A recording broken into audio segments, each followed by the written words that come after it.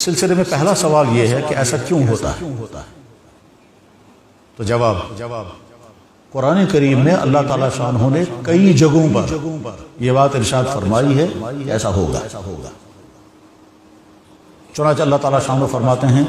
تَسْمَعُنَّ مِنَ الَّذِينَ أُوتُوا الْكِتَابَ مِنْ قَبْلِكُمْ وَمِنَ الَّذِينَ أَشْرَكُوا أَذًى كَثِيرًا، تم فلانے طبقے کے ذریعے سے اذیت ناک باتیں ضرور سننے پر مجبور تمہیں سننا پڑے۔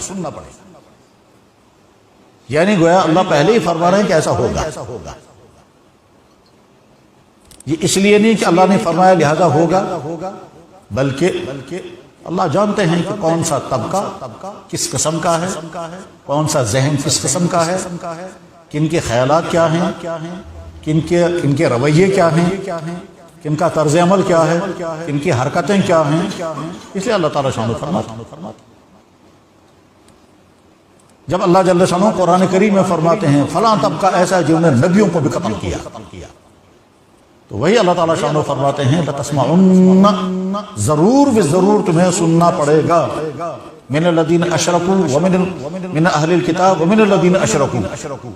ان لوگوں سے جن کو ہم نے کتاب دی تھی اور وہ لوگ جو شرک میں مبتلا ہیں، اذًا کثیرا، نہایت ہی اذیتناک باتیں تمہیں سننی پڑیں۔ اور ایک جگہ تو اللہ تعالیٰ شانہ فرماتے ہیں قد بدت البغضاء من افواہہم وما تخفی صدورہم اکبر، ان کے زبانوں سے جو بغض ظاہر ہو رہا ہے تو بہت کم ہے، ان کے دلوں میں تو اس سے زیادہ خطرناک ہے۔ وما تخفی صدورہم اکبر، تمہارے سچے دین کے متعلق ان کے دلوں میں جو نفرت ہے وہ تو بہت زیادہ ہے۔ ان کا بس چلے تو ایک ہی دن میں سارے دن کو ختم کر دیں، لیکن نہیں کر سکیں گے۔ اور ایک جگہ اللہ تعالیٰ شانہ فرماتے ہیں یہ اس دین کو پھونکوں سے بجھانا چاہتے ہیں، یہ ایسا نہیں ہو سکتا۔ یریدون لیطفئوا نور اللہ بافواہہم، یہ ایسا ہی ہے جیسے ہم پھونک مار کر کے شمع کو بجھا دیں اور پھر سمجھیں گے کہ جیسے شمع ہماری پھونک سے بجھ جاتی ہے اسی طرح سے سورج بھی ہماری شمع سے بجھ جائے گا تو نہیں ہو سکتا۔ یہ طرز عمل اللہ کے نبی علیہ السلام کے زمانے میں بھی تھا، صحابہ کے زمانے میں بھی پایا گیا، بعد کی پوری تاریخ میں آج تک پایا گیا۔ اور اس طرز عمل میں امت مسلمہ کی تاریخ روشن تاریخ، کبھی کسی مسلمان کے ذریعے سے دوسرے کسی بھی مذہب کی مقدس شخصیت، دوسرے کسی بھی مذہب ماننے والوں کی کسی کتاب کی توہین کبھی نہیں ہوئی، نہ ہو سکتی ہے۔ کیوں نہیں ہو سکتی؟ ہمارے نبی نے ہم کو تہذیب سکھائی، اخلاق سکھایا، دلائل سکھائے، حقانیت کے اصول سمجھائے ہیں، تو ہمیں اس طرح کی یہ اوچھی حرکتیں کرنے کی نہ امت مسلمہ کو کبھی ضرورت ہے، نہ امت مسلمہ نے کبھی کیا۔ یہ ممکن ہی نہیں کہ کوئی مسلمان کتنا ہی بیچارہ گیا گزرا اور کتنی ہی کمیوں والا ہوگا لیکن ایسا کبھی نہیں کر سکتا کہ جیسے وہ اپنی نبی کی توہین نہیں کرتا ہے ویسے دوسرے مذہب کے کسی نبی کی توہین بھی نہیں۔ ہم نے آج تک کبھی حضرت عیسیٰ علیہ السلام کی توہین کی ہی نہیں، اور کیوں؟ اگر ہم توہین کریں گے تو ہمارا ایمان ختم ہو جائے گا۔ ہم تو جیسے اپنے نبی کی تعظیم کرتے ہیں اور کریں گے اسی طرح سے حضرت عیسیٰ علیہ السلام کی تعظیم بھی کرتے ہیں اور کریں گے، کیونکہ ہمارا نبی بھی نبی حق برحق، عیسیٰ علیہ السلام بھی نبی برحق۔ جتنے اللہ کے نبی آئے ہیں سارے نبی انبیاء علیہ السلام تھے، مقدس شخصیات تھی، بس فرق اتنا ہے کہ ہر نبی کسی ایک علاقے کے ایک قوم کے لیے ہوتا تھا اور محمد رسول اللہ پورے عالم کے لیے۔ فرق اتنا ہے کہ ہر نبی کا دین جو ان کے ساتھ آیا تھا وہ ان کی قوموں نے مٹا ڈالا اور بدل دیا، لیکن ہمارے نبی پر جو اللہ نے دین بھیجا وہ محفوظ اور قیامت تک محفوظ رہے گا۔ لیکن اس کے معنی ہرگز یہ نہیں ہے کہ ہم یہودیوں کی نفرت میں حضرت موسیٰ علیہ السلام کی توہین کریں، عیسائیوں کی نفرت میں حضرت عیسیٰ علیہ السلام کی توہین کریں، یا کسی دوسرے مذہب کے غلط ہونے اور کے نفرت کے نتیجے میں ان کے مقدس شخصیات کی توہین کریں، ایسا کبھی نہیں، نہ ہو سکتا، نہ اسلام اس کی اجازت دے۔ یہی وجہ ہے دوسری قوموں کی تاریخ داغدار ہے اور ایمان والوں کی تاریخ روشن ہے۔ 1400 سال کی تاریخ بتا رہی ہے کبھی کسی مسلمان کے زبان سے قلم سے دوسرے مذہبوں کا علمی رد تو ضرور ہے اور ہونا بھی چاہیے، لیکن توہین کرنا، جلانا، خاکے بنانا، کارٹون بنانا، اس طرح کی کبھی کسی مسلمان کے ذریعے سے ایسی کوئی غلطی نہیں ہوئی۔ کیا دنیا کی قومیں یہ سمجھتے ہیں کہ قرآن جلانے سے دنیا سے قرآن ختم ہو جائے گا؟ نہ کبھی ہوا ہے، نہ ہوگا اور نہ آئندہ ممکن ہے۔ قرآن جلانے سے قرآن اور پھیلے گا، جیسے اللہ کے نبی کی توہین کرنے سے ایمان والوں کی رفتار اور تیز ہوتی۔ 9/11 کے بعد جتنی کتابیں لکھی گئیں اسلام کے اور نبی کے خلاف، اتنی کتابیں پوری 1400 سال کی تاریخ میں نہیں لکھی گئی، ٹھیک ہے؟ اور 9/11 کے بعد جتنے لوگوں نے اسلام قبول کیا پچھلے 100 سال کی تاریخ میں تو لوگوں نے اسلام قبول نہیں کیا۔ تو جس کو تم ذریعہ بنانا چاہتے تھے نبی سے دور کرنے کا، وہی چیز ذریعہ بنتی ہے نبی کے قریب آنے کا۔ اور اس میں خود مسلمانوں کا کوئی رول نہیں ہے کہ وہ جا کر کے اللہ کے نبی علیہ السلام کا تعارف کرائیں، نہیں۔ مسلمانوں کو رول تو اس سلسلے میں بہت ہی ناقص رول ہے، یعنی امت مسلمہ کو اپنے دین کی جیسی توضیح کرنی چاہیے، امت مسلمہ کو اپنے نبی کی جیسی نمائندگی کرنی چاہیے۔ اس سلسلے میں امت مسلمہ کے افراد بھی، ادارے بھی، حکومتیں بھی بہت ہی زیادہ ناکام ہیں، اور اس کے باوجود اس دنیا میں سب سے زیادہ تیزی کے ساتھ پھیلنے والا اس مذہب کون ہے؟ مذہب اسلام۔ وجہ کیسے پھیلنے کی؟ اسلام کی حقانیت خود غیروں کو اپنی طرف کھینچتی ہے۔ تو اگر لوگ یہ سمجھتے ہیں کہ اس طرح سے قرآن جلانے سے قرآن دنیا سے ختم ہوگا، قرآن جلانے سے ایمان والوں کے دلوں سے قرآن کی عظمت ختم ہو جائے گی، قرآن جلانے سے غیر مسلموں کو قرآن کی نفرت آ جائے گی، غیر مسلموں سے جو سنجیدہ، جو انسانیت نواز ہوتے ہیں وہ بھی سمجھتے ہیں یہ تو اچھی حرکت ہے، یہ تو احمقانہ کام ہے، یہ تو چرسی لوگ بھی ایسی حرکتیں نہیں کریں گے۔ اور پھر اگر ادارے ان کی سرپرستی کر رہے ہوں یا حکومتیں سرپرستی کرتے ہوں تو تف ہے ایسے اداروں پر، اور تف ہے حقوق انسانی کے ان علمبرداروں پر جو حقوق انسانی کے نعرے تو لگاتے ہیں لیکن خود ان کا کردار ایسا ہے۔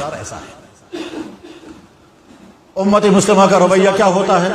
کہ پورے عالم کے مسلمان اس طرح کے واقعات سے یقیناً مشتعل ہوتے اور ہونا بھی چاہیے۔ یہ تو نہیں ہو سکتا کہ جناب کوئی آدمی آپ کی ماں کو گالی دے اور آپ کہیں گے جناب اظہار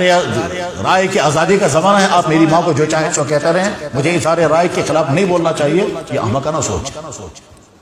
اور اگر کوئی ایسا کرتا ہے تو اس کا مطلب ہے غیرت مٹ چکی ہے۔ تو اس لیے یہ تو نہیں ہو سکتا کہ مسلمان اپنے نبی کے متعلق توہین آمیز بات سنے اور برداشت کرے،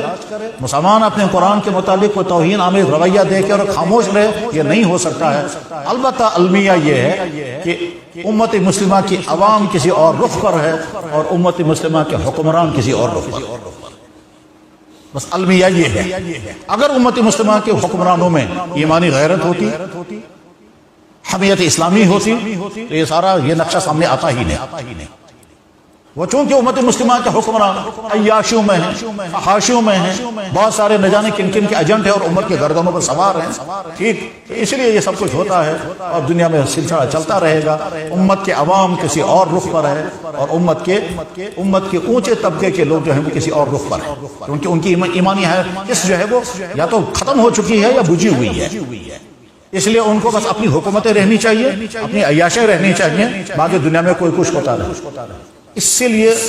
اصل حل کیا ہے؟ اصل حل یہ ہے اس طرح کے تمام افراد ہی نہیں، ان کے حکومتوں کے ساتھ تعلقات منقطع ہو جائیں، اور وہ اقوام متحدہ جس کا نعرہ ہے حقوق انسانی کا تحفظ، اس اقوام متحدہ میں پائے جانے والے مسلمان حکمران فوراً سے باہر نکل جائیں کہ آپ نے ورنہ امت کا قوم مسلمانوں کا کون سا مسئلہ حل کیا ہے، کم سے کم اس کے، اور جب تک اس کے لیے کوئی باقاعدہ قانون نہیں بنتا ہے مسلمانوں کو چاہیے وہاں جائیں ہی نہ، اور جانے کے فائدے کیا اٹھائے آپ نے اور نہ جانے کے نقصانات کیا ہوں گے۔ اگر امت کے اندر غیرت ہوتی جیسی ہونی چاہیے، جیسے امت کے افراد میں غیرتیں تھیں یا آج بھی ہیں، جو مسلمان بے قرار ہو جاتا ہے اور ایک مسلمان کہتا ہے مجھے ساری رات میں سو نہیں سکا جب میں نے دیکھا وہ منظر، اور ہر وقت میرے ذہنوں میں وہی گھومتا ہے کس طرح سے قرآن کو جلایا گیا اور کس طرح سے قرآن کو پاؤں کے نیچے روندا گیا، تو وہ برداشت ہی کرتا۔ تو یہ غیرت جو بیچارہ اپنے گھر کے اندر محسوس کر رہا ہے، یہ غیرت اگر ان افراد کے اندر ہوتی جن کے ہاتھوں میں کچھ کرنے کا ہے تو پھر یہ ساری نقص ہے۔ حقیقت یہ ہے کہ جب تک امت مسلمہ پر یہ بے غیرت نام کے مسلمان مسلط ہیں تب تک یہ سلسلہ چلتا رہے گا، اور جب اللہ تعالیٰ شان ایسے افراد آپ مہیا کر دیں گے جو باغیرت ہوں گے، اس کے بعد پھر دنیا کی وہ تمام منحوس قومیں، منحوس افراد جو اس طرح کی حرکتیں کرتے ہیں یقیناً وہ گھٹنے ٹیکنے پہ مجبور ہوں گے، جیسا کہ اس اسلامی تاریخ میں مسلمان حکمران باغیرت حکمران تھے، باحمیت مسلمان تھے، ایمانی جذبات و کیفیت والے مسلمان تھے، اس وقت کبھی ایسا نہیں ہوا۔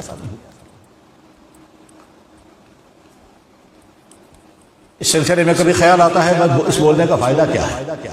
اور اس احتجاج کرنے کا فائدہ کیا ہے کہ ہم اپنے گھروں میں بیٹھ کر اپنی مجلسوں میں اپنے اداروں میں اپنی مسجدوں میں اپنے ممبروں پر چیخ و پکار کرتے ہیں، اس کا فائدہ کچھ نہیں، یقیناً کہ کچھ نہیں ہے، لیکن یہ انسان کی فطرت ہے کہ جب اس کو درد ہوتا ہے تو آہ تو نکلتی ہے۔ اور اگر کوئی کہے کہ نہیں صاحب آہ کا فائدہ کیا ہے، تو جواب ہے کہ آہ کا تعلق نیچر کے ساتھ ہے۔ جب کسی بھی مذہبی شخصیات کی توہین ہونے لگے تو مسلمان کہے گا یہ غلط ہے، اور یقیناً غلط ہے۔ جو چیز اخلاق کے بھی خلاف، انسانیت کے بھی خلاف، حقوق کے بھی خلاف، اس چیز کو آپ اپریشیٹ کر رہے ہیں، اس چیز کو آپ تحفظ دے رہے ہیں، تو پھر آپ خود ہی فیصلہ کریں آپ کون سی کیٹیگری میں۔ بہرحال قرآن ہمیں یہ کہتا ہے جو کچھ تمہارے سامنے منظر آ رہا ہے یہ پہلے بھی رہا ہے، آئندہ بھی ہوگا۔ کیوں؟ اس لیے کہ ان کے دلوں میں جو حق کا بغض ہے وہ بغض ظاہر ہوتا رہے گا جب تک ان کے حق قبول کرنے کے اور جب بعد میں انہی میں سے لوگ حق قبول کرتے ہیں منظر کچھ اور ہی ہوتا ہے۔ ایک طرف سے یہ صورتحال تھی اور دوسری طرف سے جب سبھی لوگ دیکھ رہے تھے کہ افریقہ کا ایک شخص جو اپنے مذہبی طبقے کا سربراہ تھا، بلکہ وہ اعلان کر کے کہتا تھا میں پادری ہوں، ٹھیک، اس کو کسی مسلمان نے دعوت نہیں دی، اور وہ کیسے بلکتا ہوا آتا ہے اور کیسے حج کرتا ہے اور کیسے رو رو کر کے کہہ رہا ہے کہ میں نے دین حق پا لیا، سب کے سامنے ہے۔ ایک منظر وہ ہے اور ایک منظر یہ ہے۔ بس اس منظر کے بعد پھر یہ بات بھی سمجھ میں آ جاتی ہے، قرآن کریم میں اللہ تعالیٰ شانو کہتے ہیں اے ایمان والو اگر تم میرے دین پر رہنا نہیں چاہتے تو ٹھیک ہے، میں نئی قوم اسلام میں لاؤں گا، وہ تم سے زیادہ اچھے مسلمان ہوں گے۔ منظر سامنے جب مجھے کسی بھائی نے دکھایا تو ایک طرف سے یہ دکھا رہا تھا کہ ابراہیم نام کا شخص کس طرح سے اسلام میں آ گیا، اور دوسری طرف سے وہ دکھا رہا تھا فلاں مسلمان مرتد ہو گیا۔ تو مرتد انسان اپنی کہانی سنا رہا ہے اور اپنا نام اس نے رکھا ایکس مسلم، تو ایکس مسلم کی کہانی بھی ہے اسلام سے مرتد ہونے کی، اور اسلام قبول کرنے والے کا منظر بھی سامنے تھا۔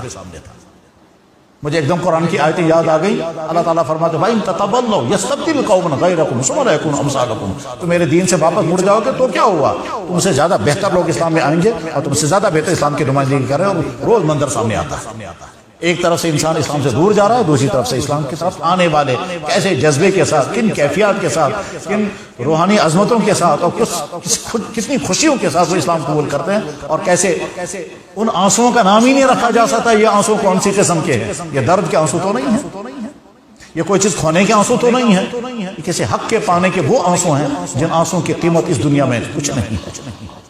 یہی وہ آنسو ہیں۔ میں جب ان کا منظر دیکھ رہا تھا وہ ابراہیم کو کیسے ہونٹ دبا دبا کر وہ آنکھوں بہا رہا تھا، تو وہ ایک دم یاد آ گیا علامہ اقبال نے کہا تھا بہت ہی سمجھ کے شان کریم نے چن لیے قطرے جو تھے میرے عرق انفعال کے۔ اللہ تعالیٰ کہتے ہیں میرے بندے تیرا یہ آنسو میرے یہاں ایسا ہے جیسے ڈائمنڈ، تیرا یہ آنسو میرے لیے ایسا ہے جیسے ڈائمنڈ، اور ڈائمنڈ سمجھ کر جب کوئی انسان زمین سے کوئی چیز اٹھا، اسی طرح سے اللہ نے اس بندے کی یہ آنسو اٹھا لیے موتی سمجھ کے شان کریم نے چن لیے قطرے جو تھے میرے انفعال کے۔ وہ جو آنسو گر رہے تھے ان آنسو کی تشریح کیا کریں گے؟ یہ اپنی گزشتہ زندگی پر افسوس تھا،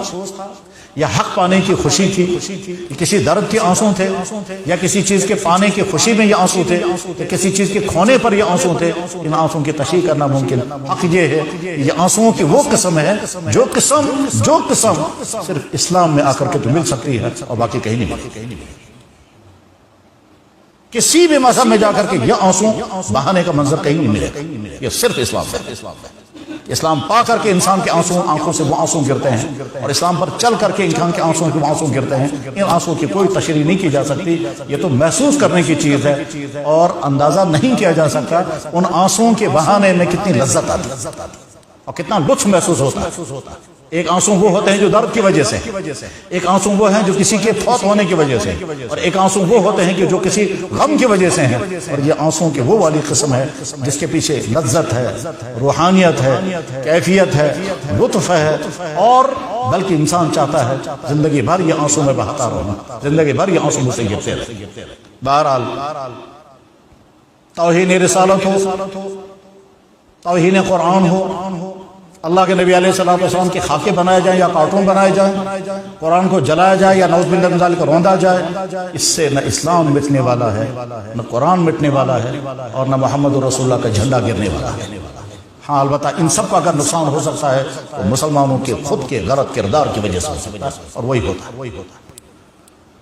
بس یہ گفتگو مجھے اس وقت خیال آیا نماز کے دوران کہ مجھے یہ گفتگو کرنی چاہیے، ورنہ پہلے سے ارادہ نہیں تھا، پہلے یہ گفتگو کی۔ اللہ کرے جہاں تک یہ آواز پہنچے یہ ایمان والوں کے لیے ایمان والوں کی آواز بنے، اور جن کو اپنے رویے سدھارنے ہیں اللہ ان کو توفیق عطا فرمائے کہ وہ اپنے رویے سدھاریں۔ اس میں امت مسلمہ کے افراد بھی ہیں، امت مسلمہ کے ادارے بھی ہیں، امت مسلمہ کے حکمران بھی ہیں، امت مسلمہ کے سارے طبقات بھی ہیں، اور جن کی آوازیں ان تک پہنچیں وہ اخلاق کے ساتھ اور انسانیت کے ساتھ جا کر ان کو سمجھائیں کہ اس طرح سے اسلام نہ مٹنے والا ہے، اس طرح سے قرآن میں ختم ہونے والا ہے۔ وآخر دعوانا ان الحمد للہ رب العالمین برحمتک یا ارحم الراحمین۔